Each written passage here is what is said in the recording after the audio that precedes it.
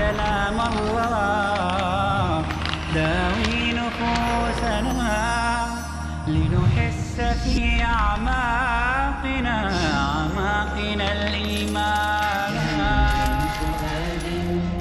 كالجراد مسوة فإذا القرآن من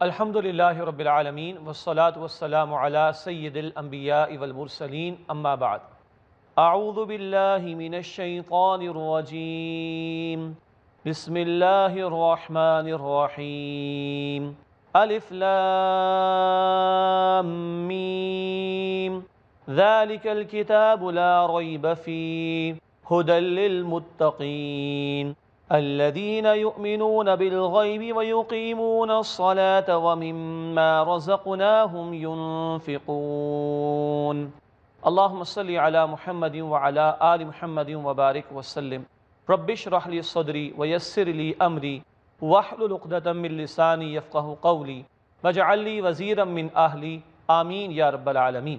ناظرین کرام، ہم مطالعہ شروع کر رہے ہیں سورۃ البقرہ کا۔ یہ قرآن حکیم کی سب سے طویل صورت ہے، 286 آیات اور 40 رکوعوں پر مشتمل ہے۔ بہت طویل صورت ہے اور شریعت کے بہت سارے احکامات اور تفصیلات اس میں ہمیں ملتی ہیں۔ نبی کریم صلی اللہ علیہ وسلم جب مکہ مکرمہ سے ہجرت فرما کر مدینہ طیبہ تشریف لائے تو سورۃ البقرہ کا نزول شروع ہوا، اور اس میں مدینہ طیبہ میں کیونکہ یہودی 3 قبیلے موجود تھے، ان کے حوالے سے بھی گفتگو ہے، منافقین کا گروہ بھی آگے پیدا ہونے والا تھا، ان کا بھی تذکرہ ہے، اور مسلمانوں کا ایک معاشرہ قائم ہونے والا تھا مدینہ طیبہ میں۔ اس لیے اللہ تعالیٰ نے تفصیلاً شریعت کے احکامات بھی عطا فرمائے ہیں۔ اس سورہ مبارکہ کو ایک حدیث مبارکہ میں جو کہ مسلم شریف میں ہے، نبی کریم صلی اللہ علیہ وسلم نے فرمایا ہے کہ سورۃ البقرہ اور سورہ آل عمران، ان دونوں کی تلاوت کرنے والوں کے لیے یہ بادل کے ٹکڑوں کی صورت میں کل سایہ کریں گے۔ اور ایک روایت میں نبی کریم صلی اللہ علیہ وسلم نے اس سورہ مبارکہ کو قرآن کی چوٹی قرار دیا ہے۔ حضرت عبداللہ بن عمر رضی اللہ تعالیٰ عنہ کو تقریباً 12 برس اور حضرت عمر فاروق رضی اللہ تعالیٰ عنہ کو تقریباً 8 برس لگے اس سورت کے معنی سمجھنے میں، اتنی گہرائیاں اس میں موجود ہیں۔ انشاءاللہ وقتاً فوقتاً اس سورت کے مضامین کا ہم جائزہ لیتے رہیں گے۔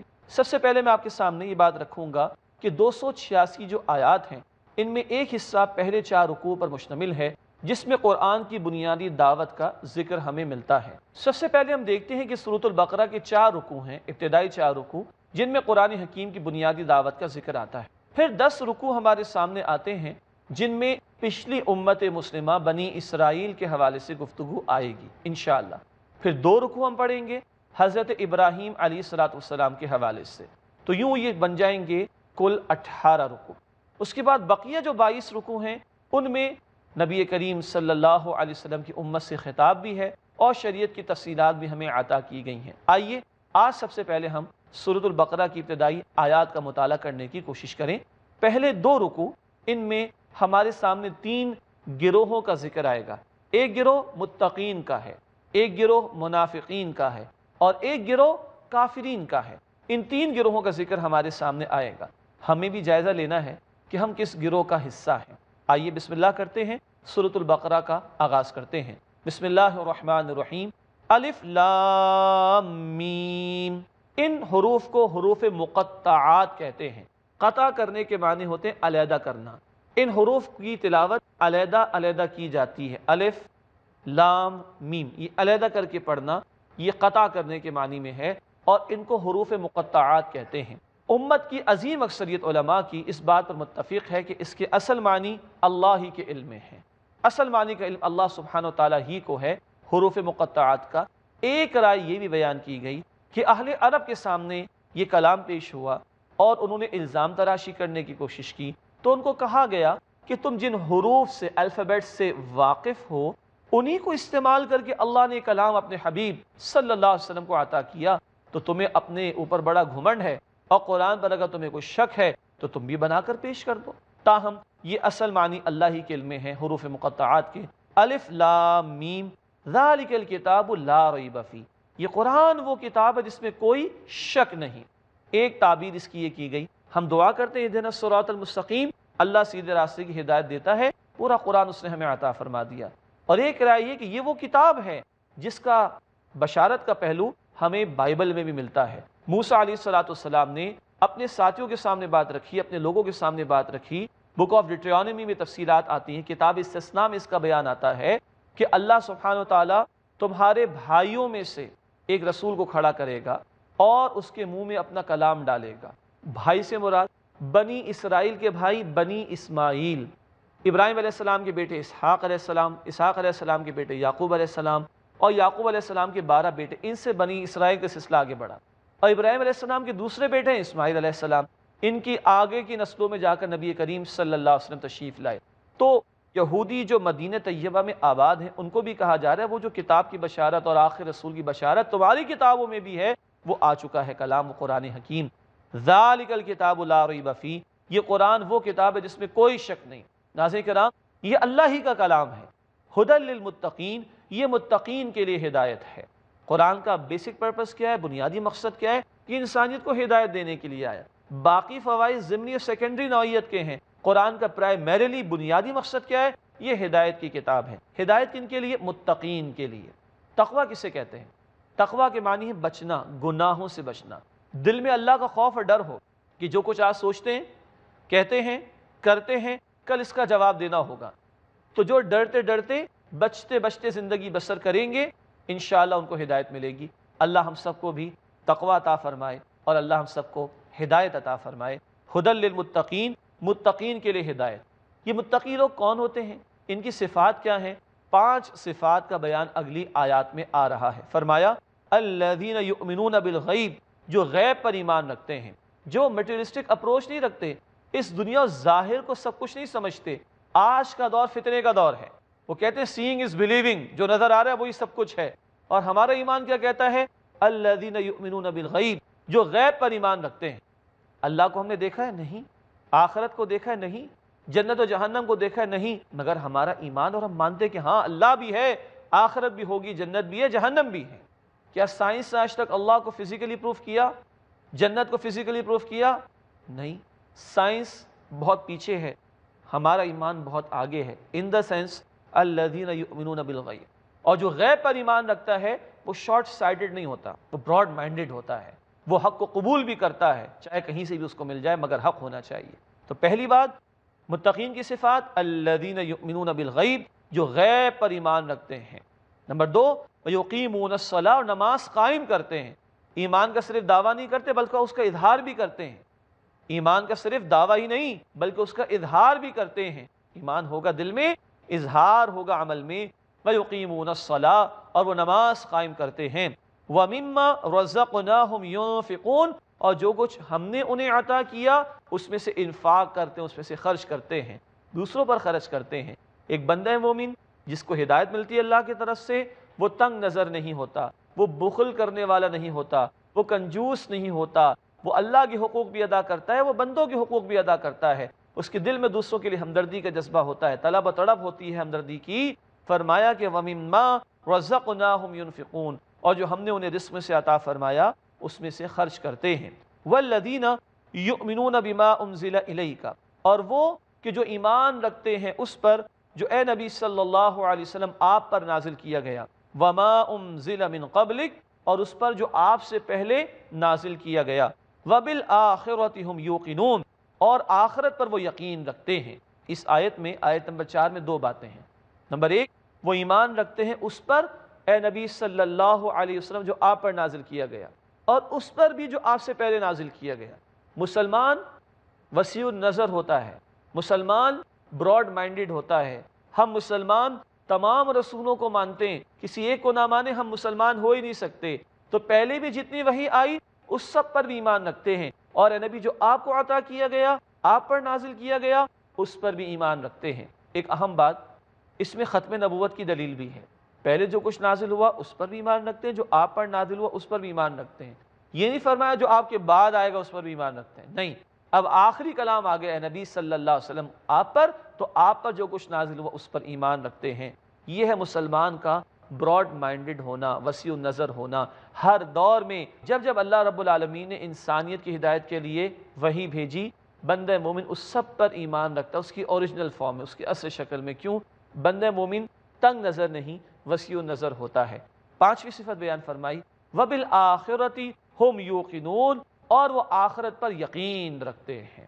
پہلے آیا تھا غیب پر ایمان رکھتے ہیں، اب آ رہا ہے آخرت پر یقین رکھتے ہیں۔ ایمان کا اگلا درجہ جب اس میں گہرائی پیدا ہو تو وہ یقین ہوتی ہے، اور آخرت پر ہمارا عقیدہ جتنا مضبوط ہوگا ہمارا عمل اتنا درست ہوتا چلا جائے گا۔ آج ساری یہ بے حیائی، فحاشی، عریانی ہو یا فساد کا معاملہ ہو، اللہ کے احکامات کو توڑنے کی بات ہو، یہ بنیادی وجہ کیا ہے؟ ہم اپنی موت کو بھول گئے ہیں۔ ہم بھول جاتے ہیں کہ ہمیں مرنا ہے، انسان بھول جاتا ہے کہ کل اللہ کے سامنے پیشی ہوگی، انسان فراموش کر دیتا ہے کہ انسان نے کل اللہ کے سامنے جواب دینا ہے۔ جتنا آخرت پر ایمان پختہ ہوگا، جتنا ہمیں ہماری موت یاد رہے گی، جتنا اللہ رب العالمین، اللہ سبحانہ و تعالیٰ کے سامنے جواب دہی کا احساس پختہ ہوگا، اتنا ہمارا عمل درست ہوتا چلا جائے گا۔ ناظرین کرام، یہ ہم نے 5 صفات پڑھی ہیں متقین کی۔ اس وقت ہوا ایک بریک کا، انشاءاللہ بریک کے بعد واپس آئیں گے اور مزید آیات کا مطالعہ کریں گے۔ السلام علیکم ورحمۃ اللہ وبرکاتہ۔ السلام علیکم ورحمۃ اللہ وبرکاتہ۔ ناظرین کرام، پروگرام میں ایک مرتبہ پھر خوش آمدید۔ ہم سورۃ البقرہ کا مطالعہ کر رہے ہیں اور آیت نمبر 4 تک ہم نے مطالعہ مکمل کیا۔ متقین کی 5 صفات ہمارے سامنے آئیں۔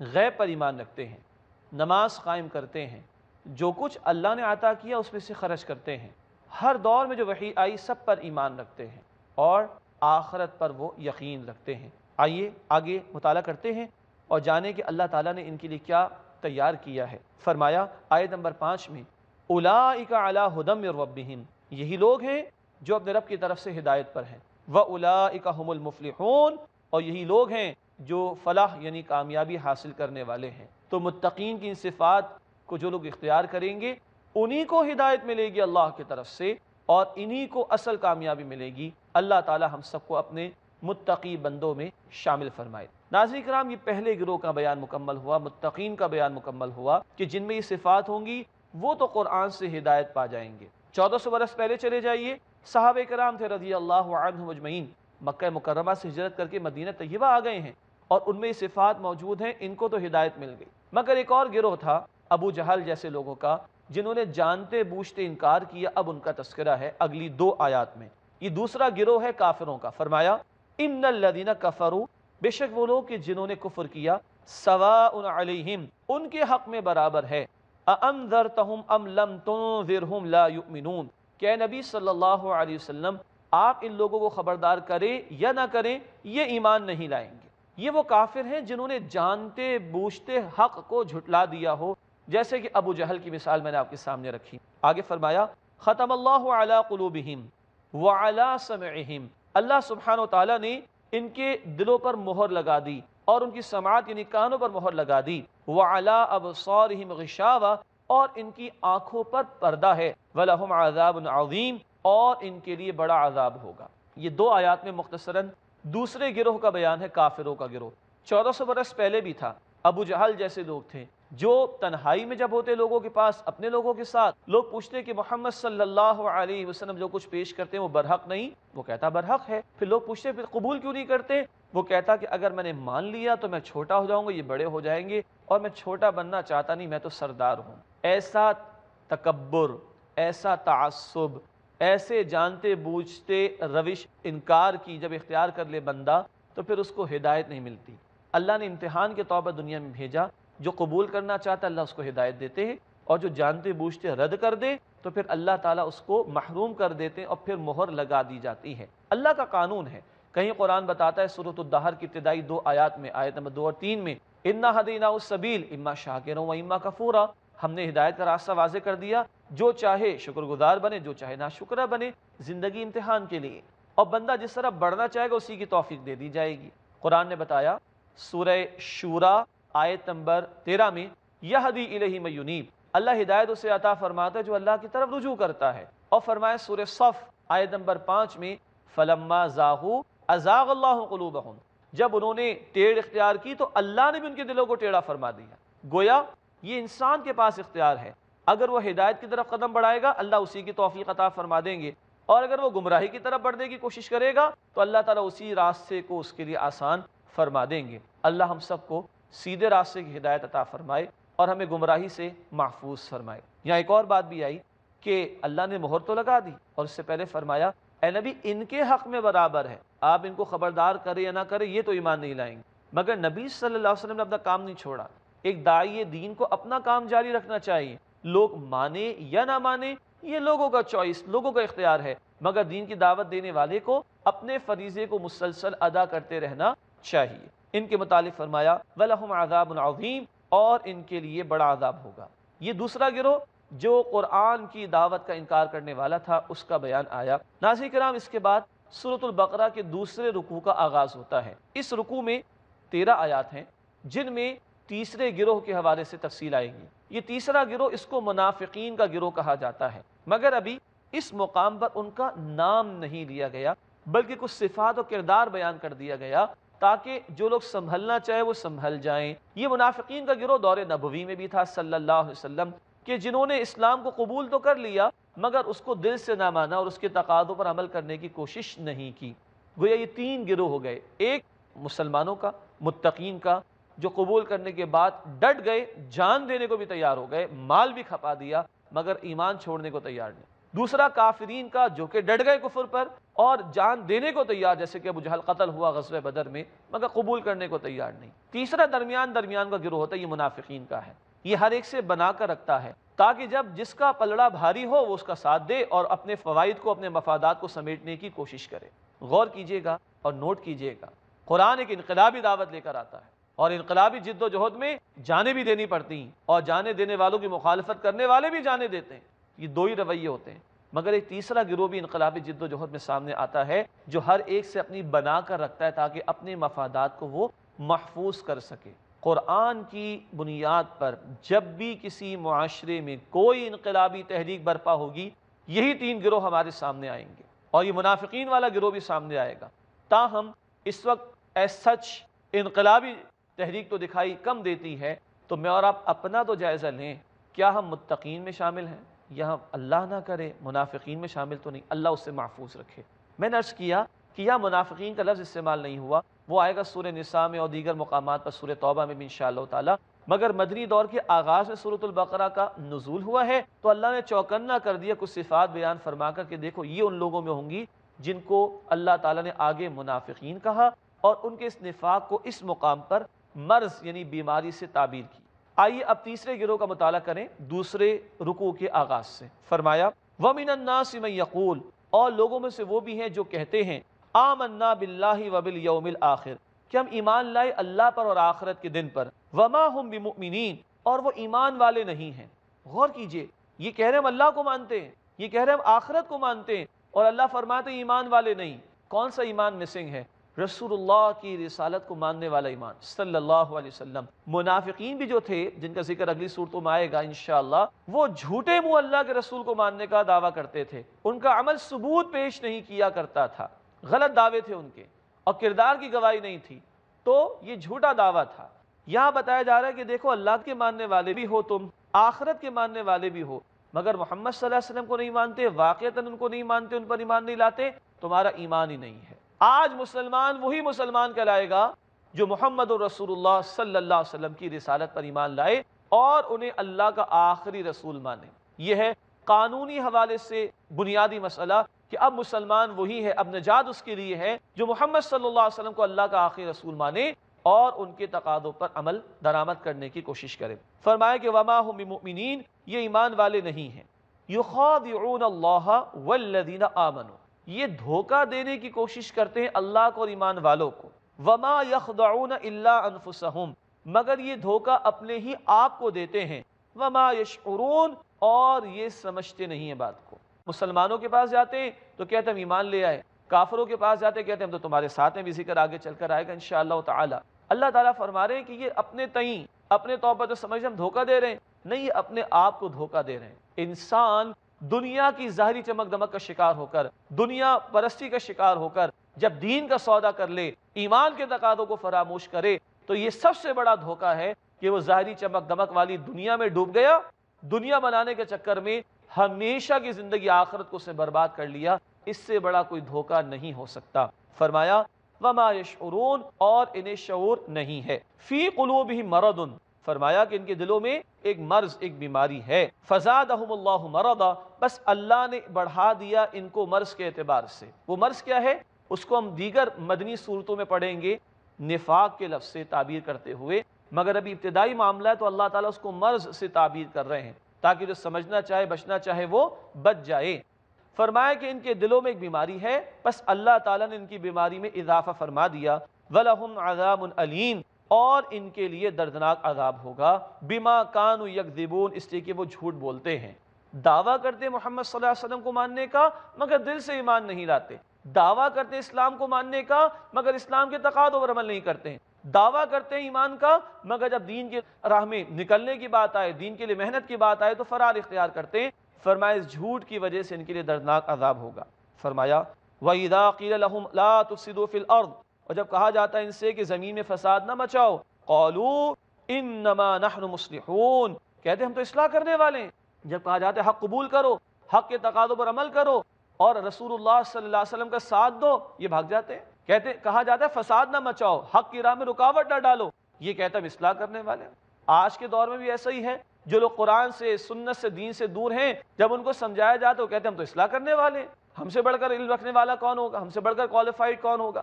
یہ ہمارے معاشرے میں بھی باتیں دکھائی تو دیتی ہیں۔ اللہ فرماتے آگاہ ہو جاؤ، انہم هم المفسدون، یہی لوگ فساد کرنے والے ہیں، ولکن لا یشعرون، مگر وہ سمجھتے نہیں ہیں۔ کیا مطلب؟ دنیا داری میں پڑھ کر، دنیا کا سودا کر کے آخرت کو برباد کر رہے ہیں، یہ خود مفسد ہیں، یہ اصلاح کرنے والوں کے اندر رکاوٹ پیدا کر رہے ہیں، حق کے راہ میں رکاوٹ پیدا کر رہے ہیں، اس سے بڑا کوئی فساد نہیں۔ رسول اللہ کی دعوت صلی اللہ علیہ وسلم اصلاح کے لیے ہے اور یہ اس اصلاح میں رکاوٹ ڈال رہے ہیں۔ رسول اللہ کی دعوت حق کے لیے ہے، حق کو غالب کرنے کے لیے ہے، یہ باطل پرستوں کا ساتھ دیتے ہیں تو یہی ہیں جو سب سے بڑے فسادی ہیں۔ فرمایا الا، آگاہ ہو جاؤ، انہم هم المفسدون، بے شک یہی لوگ فساد کرنے والے ہیں، ولکن لا یشعرون، مگر وہ شعور نہیں رکھتے، مگر وہ سمجھتے نہیں ہیں۔ ناظرین کرام، یہ ہے سورۃ البقرہ کی آیت نمبر 12۔ منافقین کا بیان جاری ہے، ہم بھی ذرا غور کر لیں۔ تعبیر خاص تو یہ ہوگی کہ 1400 برس پہلے کے منافقین، ان کا طرز عمل کیا تھا۔ تعبیر عام میں یعنی آج کے تناظر میں دیکھنا ہوگا، ہمارے سامنے اللہ کے رسول کی دعوت موجود ہے صلی اللہ علیہ وسلم، ہمارے سامنے دین حق، دین اسلام موجود ہے، کہیں ہم فرار تو اختیار نہیں کرتے، کہیں ہم مال کی محبت میں ڈوب کر، دنیا کی محبت میں ڈوب کر دین کو فراموش تو نہیں کر دیتے۔ اگر آج ہمارے سامنے کوئی انقلابی جد و جہد موجود ہو، کوئی انقلابی تحریک موجود ہو، تو کیا ہم مال اور جان کو ترجیح دیں گے یا اللہ رب العالمین کے دین کے لیے ہونے والی جد و جہد میں شریک ہو کر حق کا ساتھ دیں گے؟ تو اللہ تعالی ہمیں متقین میں شامل فرمائے۔ کون؟ غیب پر ایمان رکھنے والے، نماز قائم کرنے والے، خرچ کرنے والے، ہر دور میں جو وحی آئی اس پر ایمان رکھنے والے اور آخرت پر یقین رکھنے والے۔ اللہ کافروں میں ہونے سے بھی ہمیں بچائے، اور اللہ وہ جو درمیان میں چلنے والا گروہ ہوتا ہے، جو مفاد پرست ہوتا ہے، منافقین کا گروہ، اللہ تعالی ہمیں اس سے بھی محفوظ فرمائے۔ آمین یا رب العالمین۔ وآخر دعوانا ان الحمد للہ رب العالمین، والسلام علیکم ورحمۃ اللہ وبرکاتہ۔ اقرأ أخيا ورتل القرآن، اصبح بصوتك اسمع الأكوان، اقرأ كلام الله داوي نفوسنا، لنحس في أعماقنا الإيمان.